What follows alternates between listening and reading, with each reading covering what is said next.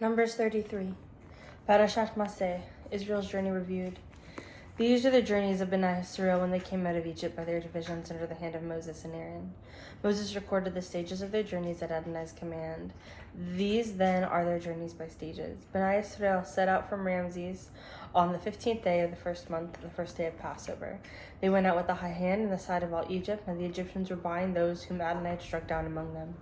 Adonai had brought judgments on all their firstborn and their gods. Bnei Israel left Ramses and encamped at Succoth. They departed from Succoth and camped at Etham at the edge of the wilderness. They left Etham and turned back toward Pi-Hahiroth, east of Baal-Zephon, and camped before Migdal. They left from before Pi-Hahiroth and passed through the sea into the wilderness. They traveled 3 days' journey into the wilderness of Etham and camped at Marah. They departed from Marah and went to Elim. There were 12 water springs and 70 palm trees in Elim, so they camped there. They left Elim and camped by the Sea of Reeds. They set out from the Sea of Reeds and camped in the wilderness of Sin. They left from the wilderness of Sin, and camped at Dophkah.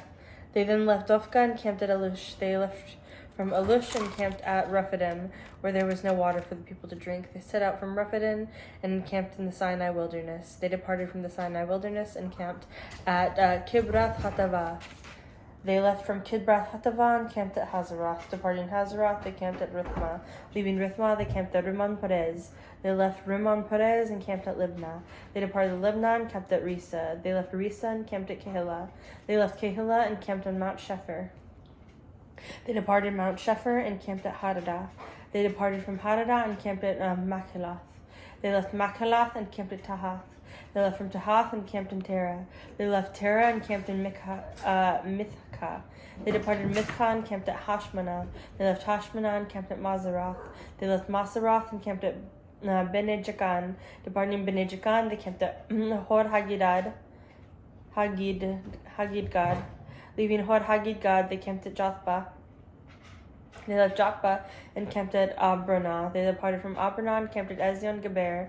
They left Ezion-Geber and camped at Kadesh in the wilderness of Zin. Leaving Kadesh, they camped at Mount Hor, on the border of the land of Edom.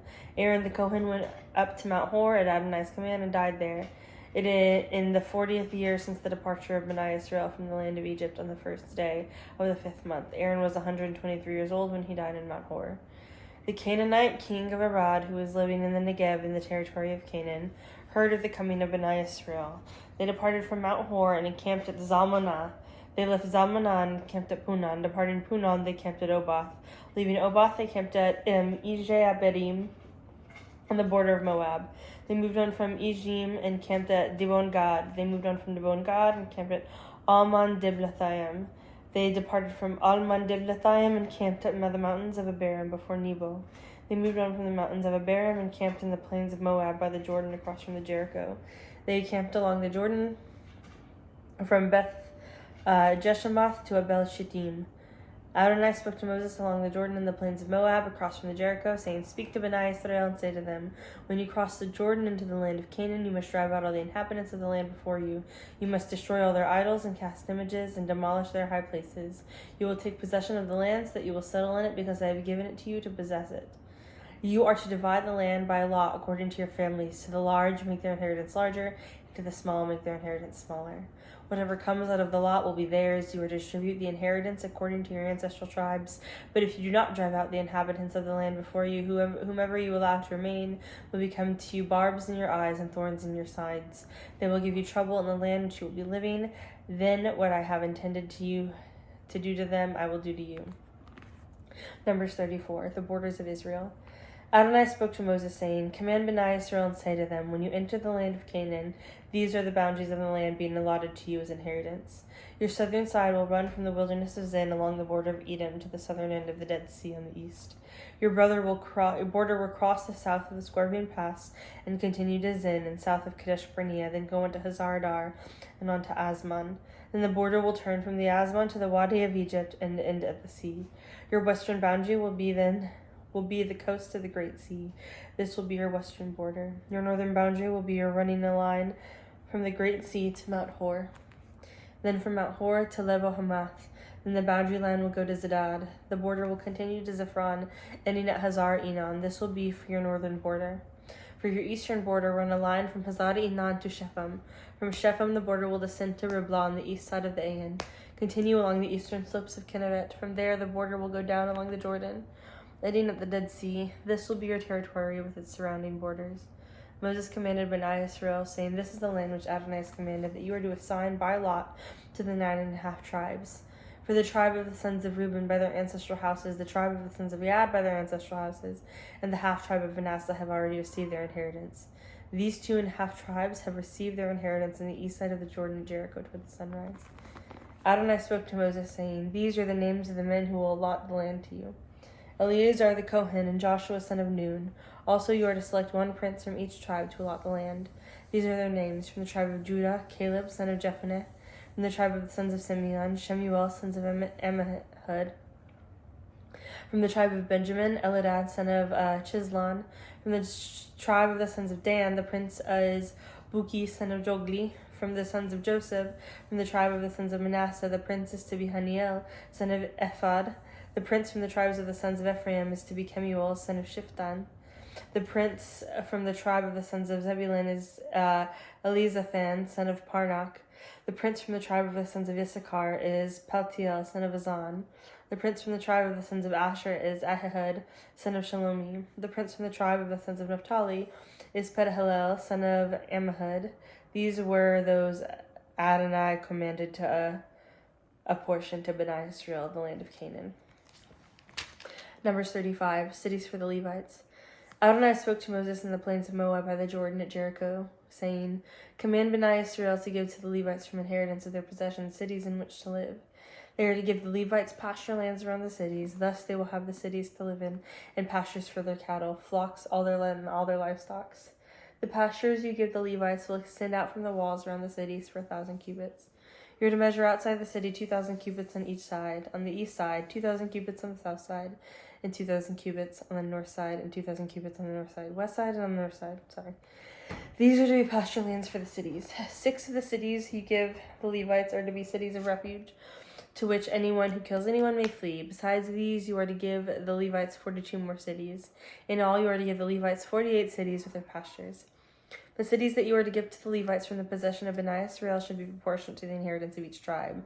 Give many from the one who has many, and a few from the one who has a few. Adonai spoke to Moses, saying, Speak to Bani Israel, saying, When you cross the Jordan into the land of Canaan, you are to select cities which will be cities of refuge, to which one might flee if he has killed someone by accident. They are to be cities for refuge from the avengers, so that the manslayer may not die before standing tribe before the assembly. The 6 cities you designate are to be your cities of refuge. Designate 3 cities on the side of the Jordan, and 3 in the land of Canaan as cities of refuge. These 6 cities of refuge are to be for Bani Israel, as well as for the outsider and the visitor in their midst, for anyone killing a person by accident. Now, if the manslayer strikes someone with an iron object so that he dies, he is a murderer, and the murderer must die. If anyone has a stone in his hand that could be deadly and strike anyone with it so that he dies, he is a murderer, and the murderer must die. Or if someone has a wooden object that could kill and strike anyone so that he dies, he is a murderer, and the murderer must be put to death. The blood avenger himself may put the murderer to death. When he finds him, he is to kill him. If anyone pushes someone maliciously or throws anything at him with deadly intent, or with hostility hits him with his fist so that he dies, the one hitting him is a murderer. The blood avenger may put the murderer to death when he finds him, but if it pushes him suddenly or throws an object with him with no intent, or without seeing him, should drop a stone on him, resulting in his death, but he was not his enemy and intended him no harm. The assembly must judge between the manslayer and the avenger of blood according to these regulations. The assembly must protect the manslayer from the avenger of blood. The assembly should send him back to the city of refuge in which he had fled, and he is to remain there until death of the Kohen Gadol, who was anointed by the holy oil. But if the manslayer should go out into the city limit of a city of refuge to which he had fled, and should the blood avenger find him outside the city limits on the refuge city, the blood avenger may put him to death without being guilty of his blood. The manslayer must stay within the limits of the city of refuge until the Kohen Gadol dies, and after the death of the Kohen Gadol, the manslayer may return to his property. These are the statutes of justice for your generation in all your dwelling places. Everyone killing anyone shall be put to death as a murderer only to the testimony of more than one witness. No one is to be put to death in the testimony of only one witness. You are not to accept ransom for the life of a murderer. He deserves to die, and he is to die. Do not receive a ransom for one who has fled to his city of refuge, allowing him to return to this land before the Kohen Gadol's death. You are not to pollute the land in which you are. Blood pollutes the land, and no atonement can be made for land polluted by bloodshed, except by the blood of the one who sheds it. You are not to defile the land where you live, where I dwell, for I dwell among Bnei Israel. Chapter 36. Numbers 36. Further ruling about daughters' inheritance. This heeds the heads of the ancestral families of the children of Gilead, son of Machir, son of Manasseh, from the sons of Joseph, came and spoke before Moses and before the princes of the chiefs of his fathers of Bnei Israel. They said, My lord Adonai commanded to give the land by a law as an inheritance to Bnei Israel. My lord was also commanded by Adonai to give the inheritance of our brother Zelophehad to his daughters. If they become wives of men from other tribes of Israel, their inheritance will be taken from her ancestral inheritance and be added to the inheritance of the tribe into which they marry. So it will be deducted from the allotment of our inheritance. When the Jubilee year comes, their inheritance will be added to the inheritance of the tribe into which they marry and deducted from the inheritance of our ancestral tribes.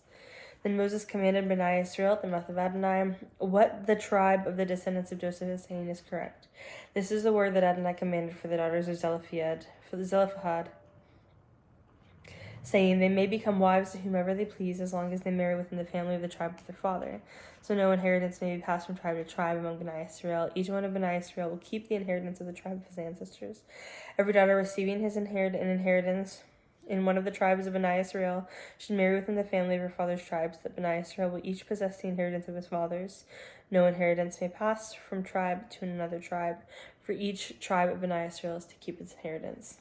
So Zelophehad's daughters did just as Adonai commanded Moses. Zelophehad's daughters, Mala, Tirzah, Hoglah, Milcah, and Noah married sons of their uncles. They married within the families of the sons of Manasseh, sons of Joseph, and their inheritance remained within the tribe of the ancestral family. These are the mitzvah and judgments that Adonai gave by Moses' hand to Bnei Israel on the plains of Moab at Jericho along the Jordan.